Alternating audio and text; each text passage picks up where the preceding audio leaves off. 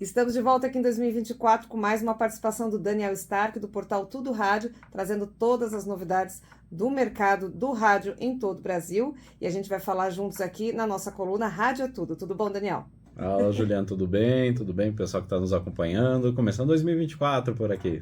Vamos começar muito bem 2024, inclusive falando sobre as perspectivas do mercado para esse ano. O que você já pesquisou e sabe que vem pela frente? Eu tenho ideia, né, do que vem pela frente aí do nosso mercado de rádio. Pois é, a gente fez algumas reportagens no tudoradio.com sobre essas perspectivas e a gente tem alguns cenários diferentes a depender do país. Puxando lá para que a gente sempre olha também para o mercado norte-americano, existe um certo otimismo por lá. Até porque algumas mudanças que a gente viu relacionadas ao ano passado, de novidades tecnológicas, uma série de situações, elas estão um pouco mais consolidadas. Apesar de a gente também ter vários desafios ainda na parte de inteligência artificial e outras coisas que podem surgir. Mas, no geral, pensando em varejo, pensando no mercado publicitário, está um pouco mais aquecido por lá. Lá tem a influência da eleição norte-americana que acaba despejando, digamos, um financiamento interessante no rádio, né? Se utiliza muito o rádio e outros veículos de comunicação nesse período, então o rádio já conta com isso em seus balanços prévios e tende a ser algo muito bom para eles. No nosso caso, nós não temos isso. A gente, apesar de ter eleições municipais aqui, nós temos uma outra dinâmica, mas mesmo assim há uma previsão, assim, um consenso entre os radiodifusores de que talvez esse ano seja mais previsível.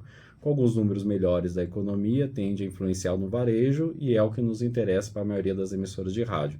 Então, a gente tendo um mercado um pouco mais aquecido e o consumidor mais ativo no mercado, tende a beneficiar o rádio. Então, se continuar caindo taxa de juros, não vou ficar muito na economia, que é isso aqui, mas isso acaba influenciando o dia a dia do radiodifusor, ele acaba tendo um pouco mais de, digamos, previsibilidade. Porque, assim, eu sempre falo que o mundo ideal seria a gente estar preocupado, mas no sentido de ansiedade, mas ao mesmo tempo animado com as novidades tecnológicas e o resto que a gente já conhece bem deveria estar funcionando normal, como, por exemplo, a parte comercial, você ter um cenário econômico mais previsível, né? Porque de resto a gente sempre tem todas essas novidades que a gente precisa correr atrás, entender melhor.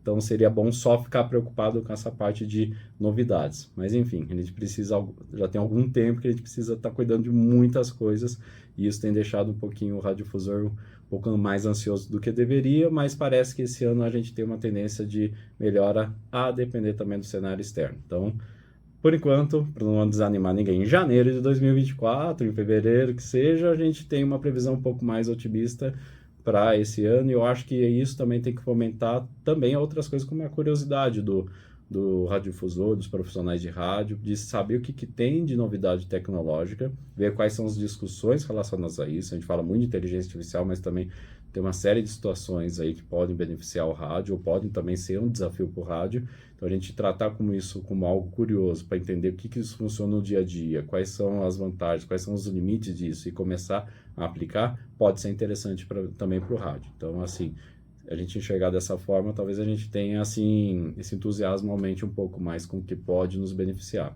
Entusiasmo com cautela, então, é isso que você está vendo.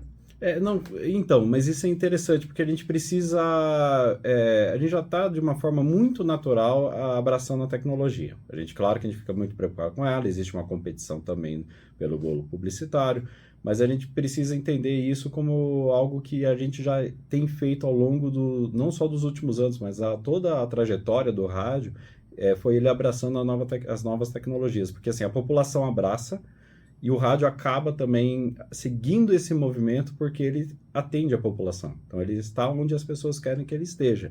Então, por isso que a gente continua com esse alcance elevado, com os ouvintes engajados, uma série de situações.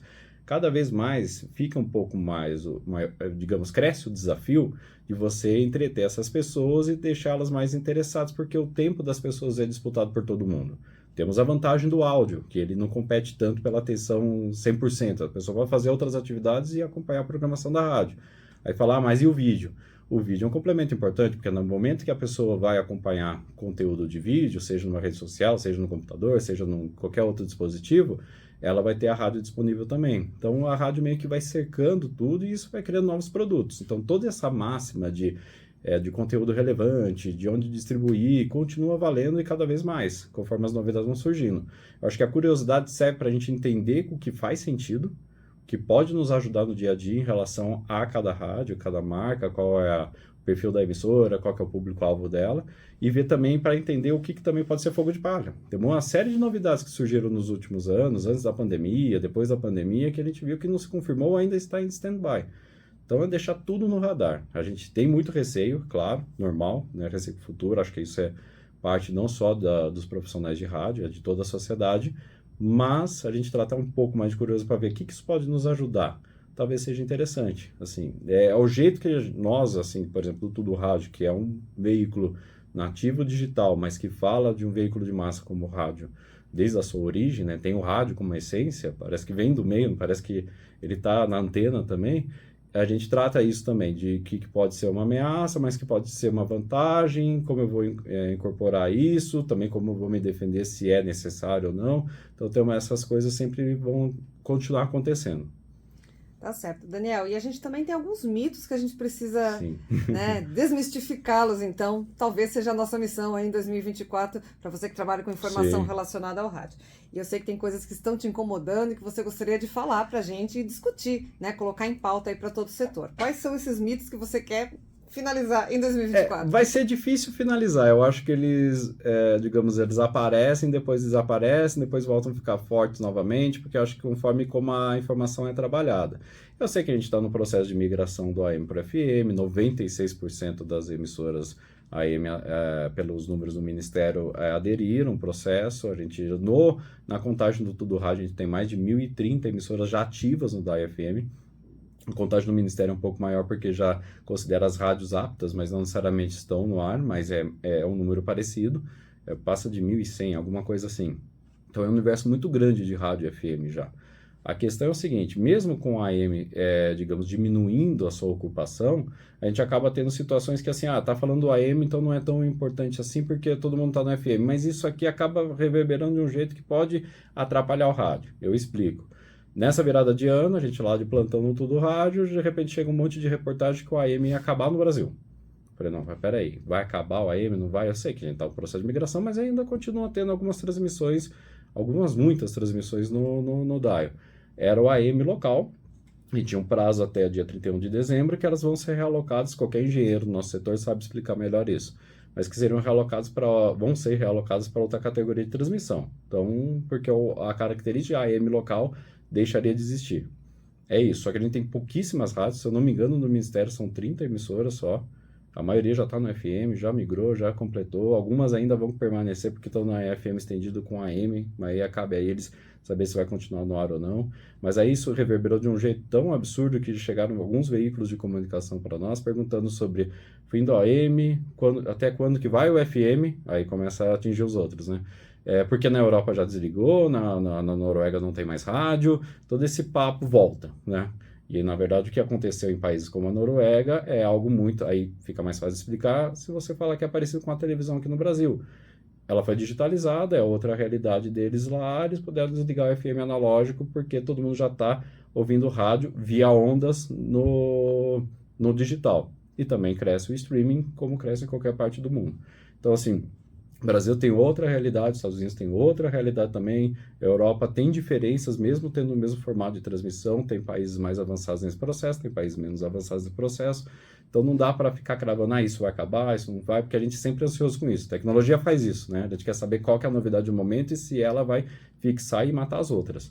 E a trajetória do rádio sempre foi isso, né? Sempre se defendendo, porque já queriam saber se aquela novidade ia ser substituto de alguma coisa. Já era para ter morrido 1 milhão de vezes, né? Porque eu acho que é natural das pessoas acharem que aquilo é a bola da vez e eu quero prever aquilo, eu quero ter certeza, até porque eu tendo certeza daquilo, eu fico seguro, né? Porque eu sei, posso explicar para os outros e assim segue.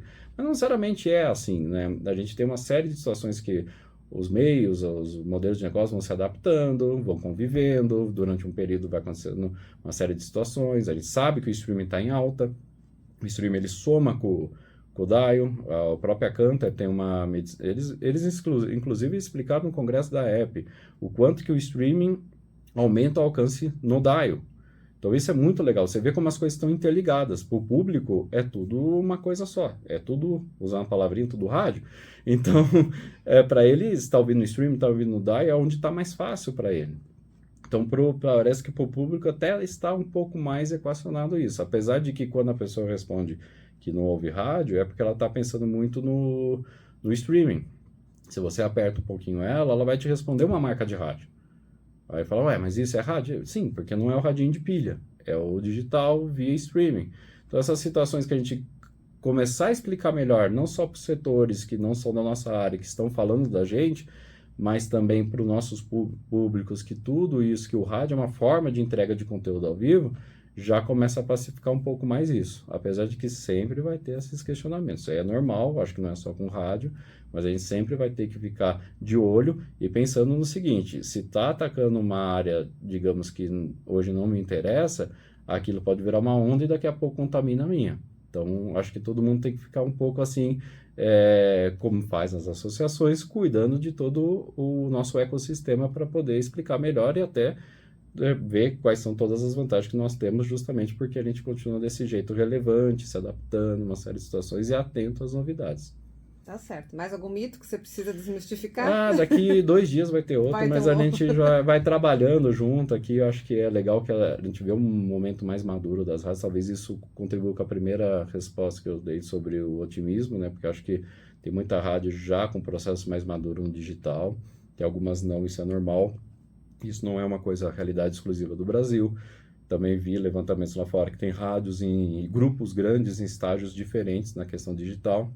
Mas acho que a gente precisa encarar, ficar esperto em relação às possíveis ameaças, normal, a gente tem que realmente saber quais são as regras do jogo, deixar isso bem definido, mas aproveitar o digital justamente para a gente ampliar nossos espaços, nossas possibilidades, tudo isso que isso pode trazer para a gente. Então, assim, tratar com um certo otimismo, desconfiado, mas com otimismo e fuçando nas coisas. Acho que isso ajuda bastante a gente a prosseguir. Tá certo, Daniel, muito obrigada pela tua participação, sempre bem-vindo aqui na ERP. Com certeza, durante o ano a gente vai ter vários papos importantes e sempre trazer novidades aí para o setor do rádio. Tomara que mais novidades e menos mitos.